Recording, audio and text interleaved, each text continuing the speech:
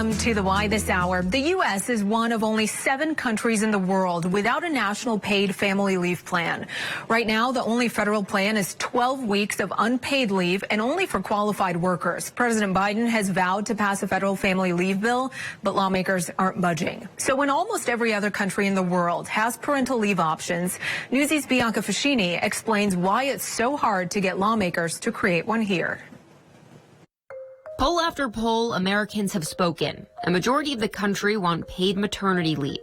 Advocates say a nationwide system would give everyone a standard level of coverage, even if you move from state to state. If this could be solved in the private sector by businesses, we'd already have it. Research increasingly shows paid leave is a critical benefit for parents and their children. According to one Harvard study, paid leave reduces postpartum depression, improves the physical and mental health of parents and children, and help kids develop better relationships with their moms and dads. Moms are better off, kids are better off. The welfare and well-being of mothers' mental health, their health outcomes and children is better as a result of access to paid family leave. One study even found paid maternity leave helped lower infant mortality rates by 10%. Paid leave is also shown to boost the economy. An analysis from the Center for American Progress found workers and their families lost a collective $22 billion in wages because they didn't have paid leave. CAP also found that paid leave increases the chances that a parent will come back to work rather than drop out or find a new job. That helps grow the labor force and lowers the dependence on public assistance. We want parents to work like they don't have children, but parent like they don't have a job. But even though study after study shows Americans want paid family leave, there's hesitation. First of all, it's expensive. As part of President Joe Biden's Build Back Better plan last year, the House passed a $200 billion 4-week paid leave plan for all workers. But for years, Americans have been divided over who should pay for a policy like this. In a 2017 survey from Pew Research, only 28% of adults strongly support higher taxes on wealthy people and corporations to pay for leave. Even fewer support paying into a government fund through payroll contributions. Over half say employers should be required to foot the bill. But the National Small Business Association worries many can't afford it. These proposals, these plans, are drafted as one size fits all, and they'll be much easier to comply with if you're a very large company than if you're a very small company. The president's plan has also stalled in Congress because Democrats and Republicans have vastly different ideas on how to fund paid leave.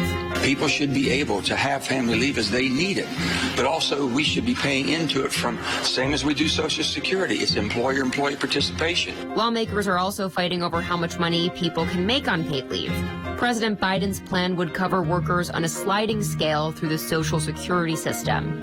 Low-income earners could be reimbursed the most, up to 85%. High earners would get as little as 5% covered. That idea ran into a roadblock when Manchin argued it would add to the ballooning national debt and drain Social Security. Then there's the matter of who will be covered. Democrats want the policy to also apply to sick leave and family emergencies. But to get the bill through the Senate, they're willing to narrow that down to only new parents. Bianca Facchinei, Newsy. One country taking a very different approach to family leave is Japan. Mothers can take a year off to stay with newborns. Fathers can take 30 weeks of full pay. That's the most generous plan in the world for new dads. And one of those dads is here with us tonight from Japan. Shu Matsuo Post joins us. He's an author, TED Talk speaker, and feminist advocate. He also took 7 months of leave after the birth of his son. Thank you so much for coming on with us. Thanks for having me, Saturday. So you took most of the year off for parental leave. What did the government help cover for you in Japan? So the government paid for, usually they paid for up to 66% of your salary. There is a cap for high earners. But, you know, both my wife and I decided to take parental leave when we welcomed our first child. And yeah, we're more than okay, I would say, because we got the government paid every month. Can I ask what kind of work you do? Yes. So at the time, I was working for an American company providing co-working space. Yeah, I was a full-time employee and director of the employer. And so how is paid leave funded in Japan? It's through the taxes. So we pay pretty high taxes actually in Japan, but that also covers healthcare, pension, and obviously things like parental leave for anyone who wants to take it. And this incentivizes more parents to take it because of the decline in population as well. So the government wants more parents to take it to encourage more parents to have children here.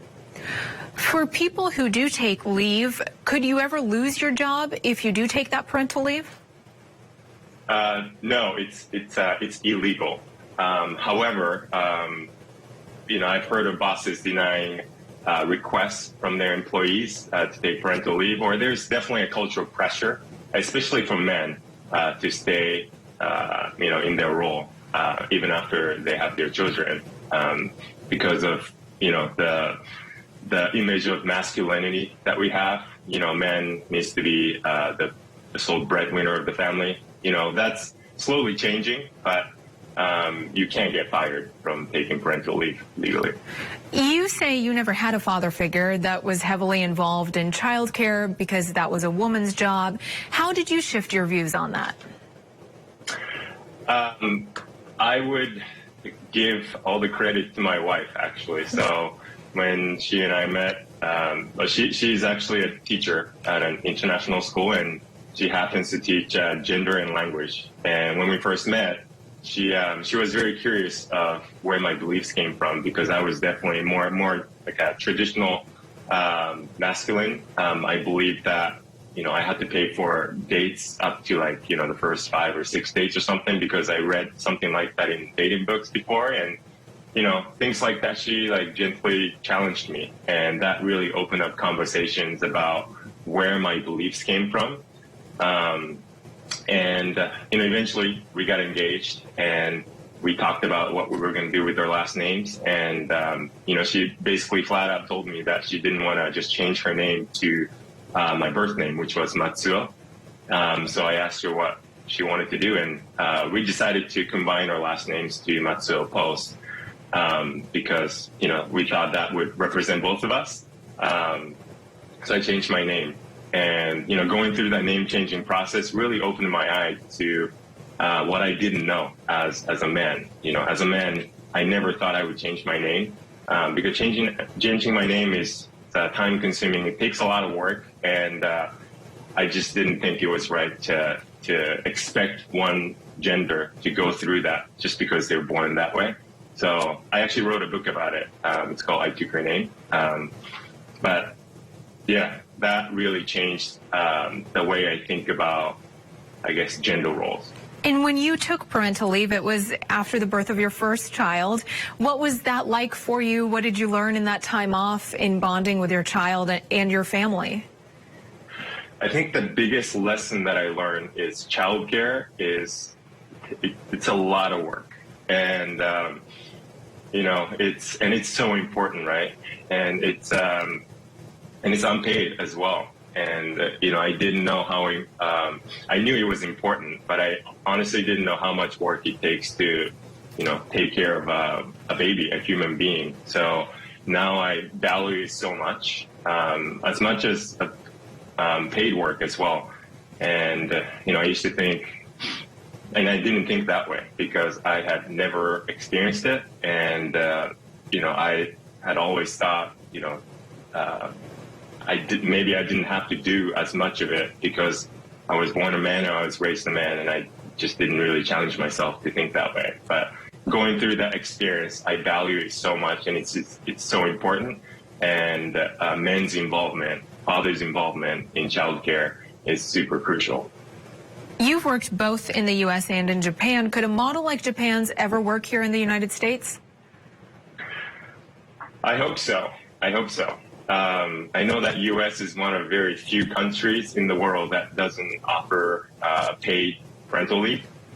So I think creating a system that allows all parents to take some sort of paid parental leave is a start. and also creating a culture for all parents to take it, especially fathers to take it. I think that's the second thing. So Japan actually does have a very generous parental leave system for both mothers and fathers. Both mothers and fathers can actually take up to 12 months of paid leave. But while 83% of mothers take it, only 12.6% of fathers took it last year, which is a huge improvement considering only 7% of fathers took it in 2020. But still feel like there's a huge gap between mothers and fathers.